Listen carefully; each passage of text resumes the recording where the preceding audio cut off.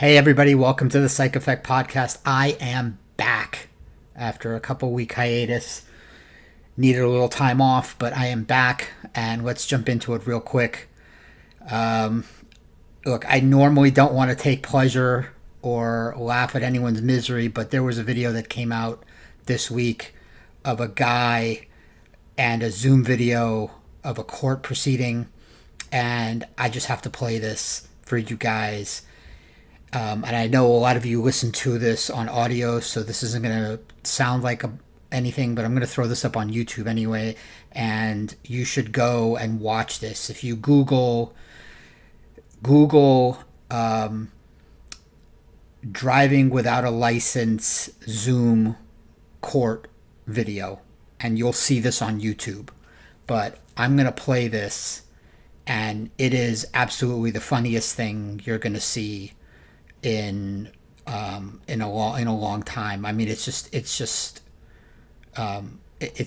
hilarious. So I'm gonna play this, and we're gonna watch this together, and watch the judge and this guy's reaction. Assistant Public Defender Natalie Tate for Mr. Harris, who should be present in Zoom. Mr. Harris, are you driving? Actually, I'm pulling into my doctor's office, actually. So just give me 1 second. I'm parking right now. So this guy calls into the Zoom for his court proceeding on a driving while suspended license while driving. You stationary? I'm pulling in right now at this second. Yes, I am. The judge doesn't yet know that's what the charge. Your Honor, we are respectfully requesting an adjournment in this matter, up possibly 2 to 4 weeks if the court would allow.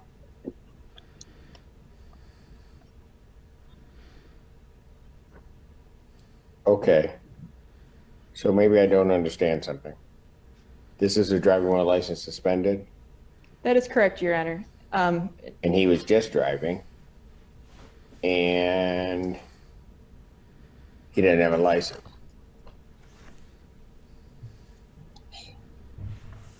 That is what the charge is, Your Honor, yes. No, I'm looking at his record. He doesn't have a license. He's suspended and he's just driving. It's the look on his face. Correct, Your Honor. It's like, oh,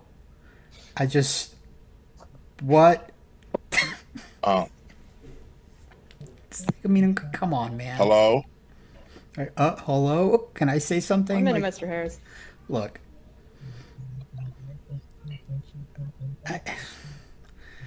And the judge is like, really? I don't even know why he would do that. So defendant's bond is revoked in this matter. Defendant is to turn himself into the Washington County Jail by 6 p.m. today. Failure to turn himself in will result in a bench warrant with no bond.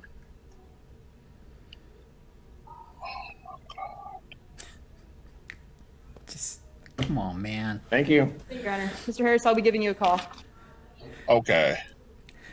They used to do this thing on at the end of the NFL day on ESPN where it's Shannon Sharp. Like, come on, man. Come on, man. Like, really? Like, you gotta do better, man. Like, I feel bad for this guy, but, like, come on, man. Like, really? It's driving with a suspended license, man. You can't, like, he probably had to go to the doctor. He probably's got medical problems, so he really needs his license. And I get it. Like, you probably really do need to drive even without a license, and I don't blame him for doing it, but you gotta get out of the car. Come on, man. Oh my God. Wow. And the attorney's just like, yep, that's what he did. Yep, very cool. Give you a call, Mr. Harris. Wow. Anyway, I just thought I would start with that because it's comic relief for what I'm about to talk about for this opening segment. And, 2 weeks ago when I went on this little hiatus, the Harrison Butner thing went viral, and it was like perfect timing because I guess I would have talked about it then. But I guess it's cooled off a little bit because all kinds of other stuff has been going on. But I wanted to talk about that, even though it's cooled off a little bit, because it goes into the topic of the next segment and the topic of this issue. But I don't know if you guys have watched the clip of what he said, but I'm not going to get into specifically what he said and like what I think about what he said. But just for background, he went and gave a speech at a commencement speech at a conservative Christian university. And who knew? Like, I didn't know this, but he's a Catholic. Okay, great. And he gave a conservative Christian speech at a conservative Christian college that was on topic of what a conservative Christian would give. Okay? So, oh my God, I'm super outraged. Horrible. Anyway, he said a bunch of things. And he said a bunch of anti-gay things, and apparently there was a bunch of racist things too. I didn't hear that part of it. I did hear the stuff about women, about how, the greatest thing that ever happened to him was when his wife became a housewife and stuff like that. I'm not going to take the easy road here and say that all of this is horrible and terrible, and because that's an easy take to make. Even though I do agree with that take, like I don't agree with him, but that's not my point here. My point here is to get into the reactions, because that's a bigger issue for me here, because our culture has become one of overreaction. And I don't want to call it the cancel culture, because that's also an easy take. What I want to call it is more of an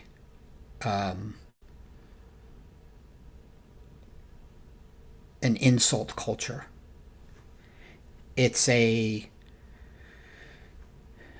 people get, insult's the wrong word, it's an offense culture. And here's the problem, is that an individual is not, it's not that they can't say anything. It's that people are now afraid of saying things. Not because they're afraid to get canceled. It's because that anybody can take offense to anything anymore now. It doesn't matter what viewpoint you have. You can have a left-wing viewpoint, a right-wing viewpoint. Or you can have a middle viewpoint, which is, an individual may not have a left-wing viewpoint or a right-wing viewpoint. They may have a middle viewpoint, which is, I don't like either side of you. And that in itself will give somebody offense because they're on one side or the other. And it's like, well, if you're not on my side, then you must be on the other side. And that will offend them, right? So we have an offense culture, right? And the problem with that is if you take offense to everything somebody says or anything somebody says, that can be used as a weapon, because then there's no standard for what offense is. It's whatever that person thinks it is. And that's a very dangerous thing for society, because it can be anything. The way you look at someone, the way you stand, the way you say something, even if it's innocuous. Hi, oh, you said it some way. I don't like the way you say it. You didn't mean to say it that way. I took offense to it. Okay? And that can be weaponized, because now we have to believe everything. And there's certain people now that we have to believe everything they say. Right? Right? And I think you know who I'm talking about here. Right? And there's certain people that we don't have to believe. And I think you know who I'm talking about too. And there's people out there, many people that are listening to this, or probably will never listen to this, they're going, oh, I know why you're complaining about this too. And I'm not complaining about it. And they're going to be like, oh, I'm getting offended by this. But this isn't a complaint. This is the culture that we're in now. And this is why it's becoming dangerous, is because if we keep going down this, so we're already down this road, but if we keep going down this, we're getting into a place where we're going to keep fighting with each other over who's more offended. And that's what's happening. Okay? One side's more offended than the other every time one side says something to another. And I think the next segment is going to tie into that. Okay? But I'm not very good at articulating these things, even though it's my job here on this show to articulate things. But there are people that are. And Jon Stewart's really good at that. And so I'm just going to let him do it, because when this Harrison Butler thing did come out, he did a little snippet on his show about it. And there's a snippet of that show that kind of makes my point for me. So I'm going to let Jon Stewart end this segment with my point. So here's Jon Stewart. It is absolutely true that in our modern social media-driven society, our interactions are incentivized and monetized for outrage. And it is f***ing exhausting for everyone. But contrary to your conservative book industry, the outrage isn't just coming from the left. It's coming from the left, the right, for the left, and the Swifties and YA readers, and anybody who dares to lift their head up to say f***ing anything. We are not censored or silenced. We are surrounded by and inundated with more speech than has ever existed in the history of communication. And it is all weaponized by professional outrage hunters of all stripes, scouring the globe for graduation speech snippets, offhand comments during promotional tours, out-of-context comedy bits, lame marketing ideas, or any words and phrases they believe they can latch onto to generate monetized clicks. Outrage is the engine of our modern media economy. And sometimes someone loses a job or something else happens like that that should never f***ing happen. Exactly. Okay. But what he's talking about is famous people. Okay. What I'm talking about is not famous people. Okay. This happens on a smaller scale too.